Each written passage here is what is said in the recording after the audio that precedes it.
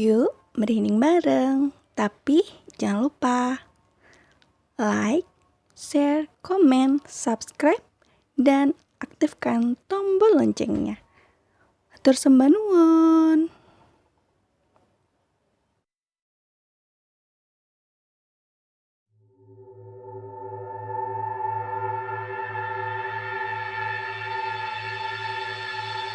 Perhatianku teralih pada sosok bayi yang kini berada dalam genggaman tangan salah satu si algojo dengan posisi terbalik dengan ari-ari yang terpotong asal. Kembali gong besar berbunyi seiring dengan terdengarnya bunyi gending-gending dari perangkat gamelan yang tak terlihat. Lalu gerbang kencana yang berada di seberang tempatku berdiri terbuka. Terlihat iring-iringan yang berjalan mendekat ke tengah alun-alun. Lingkaran tersibak, memberi jalan bagi rombongan tersebut untuk melintas. Semakin lama, semakin jelas bagaimana wujud mereka. Seorang wanita yang berparas luar biasa cantik, mengenakan kemben merah marun dan mahkota bertabur emas dan permata, berjalan lemah gemulai, diiringi sosok-sosok makhluk yang berwujud serupa dengan makhluk yang tadi berjalan bersamaku. Sepertinya dia adalah ratu dari makhluk-makhluk tersebut. Lalu, setengah mendekat, sang algojo menyerahkan sosok bayi yang tadi terlahir paksa kepada sang ratu. Bayi itu terus saja menangis. Bahkan semakin kencang kala berada dalam gendongan sang ratu yang menatapnya dengan penuh nafsu dan seringai mengerikan. Sang ratu menadahkan tangannya dan seperti paham apa maksud wanita cantik tersebut, salah seorang daya mengulurkan sebuah nampan berlapis kain berbordir emas yang di atasnya tergeletak sebilah golok. Lalu sang ratu mengambil golok tersebut, mengangkat si bayi dengan posisi kepala di bawah dan kaki di atas. Kemudian berteriak, "Panjul!" "Saya, Kanjeng Ratu." Seorang lelaki tergopoh-gopoh menghampirinya. "Gusti, ternyata dia." Kukucek mata berulang kali, memastikan jika yang aku lihat tidak salah, meskipun melihat wajahnya dari samping. Aku yakin mengenal lelaki itu. "Apa kau benar-benar mantap dengan niatmu?" Sendiko dawuh Kanjeng Ratu. "Apa kau siap dengan segala resikonya?" "Siap." "Kau sudah tahu siapa yang terbaring di sana?" tanya Kanjeng Ratu sambil mengarahkan tangan yang menggenggam golok pada mayat wanita yang masih tergeletak di atas altar.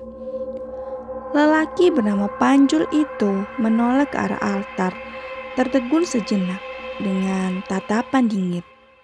"Dia istri saya, Ratu," jawabnya yang tidak terlalu kencang, tertangkap juga oleh telinga ini. Seketika, ku bekap mulutnya nyaris berteriak. Bila tidak ingat jika nyawaku hanya selembar, akan kuhajar habis-habisan lelaki bejat tak tahu diri itu. "Kau tahu siapa bayi ini?" Si Panjul tak langsung menjawab. Kembali dia menoleh ke arah sang istri yang sudah tak bernyawa. Dia anak saya, Ratu." Ya Allah, lirikku dengan mata yang mulai memanas, menahan bulir-bulir air yang siap mengalir. "Sekarang, selesaikan syarat terakhir yang sudah aku putuskan, dan kau akan mendapatkan kekayaan seperti yang kau inginkan," tegas sang ratu sambil menyerahkan golok kepada Panjul. Panjul menerima golok tersebut dengan ragu. Sesekali dia menoleh ke arah jasad istrinya. Sesaat pandangan kami bertemu. Entahlah dia menyadari keberadaanku atau tidak. Kemudian Dia menatap bayi yang kakinya berada dalam genggaman sang ratu siluman. Aku sangat berharap Panjul mengurungkan niatnya setelah mendengar tangisan sang putra yang melengking seolah-olah mengingatkan agar mengurungkan niat. "Panjul!" teriak sang ratu. Panjul tersentak, lalu keras, tanpa ampun dan belas kasihan, Panjul membabat leher bayinya sendiri. Darah bayi tak berdosa itu muncrat memecrik ke arah muka sang ayah. Suara tangisnya langsung menghilang. Darah mengucur deras dari leher yang telah terpenggal, sedangkan kepalanya melayang dan jatuh tepat di samping jasad sang ibu. Gilanya lagi, tanpa rasa menyesal, ayah durjana itu langsung menadahkan kedua tangan, menampung darah anaknya sendiri, lalu meminumnya. Aku hanya tertegun menatap pemandangan yang sangat mengerikan itu. Suami dan ayah macam apa itu yang tega menumbalkan anak istrinya sendiri? Setelah si Panjul menyelesaikan ritualnya, sang ratu berteriak lantang. "Satu lagi anak manusia yang telah menjadi pengikut kita." Lalu dia tertawa terbahak-bahak penuh kemenangan. "Hidup sang ratu! Hidup sang ratu!"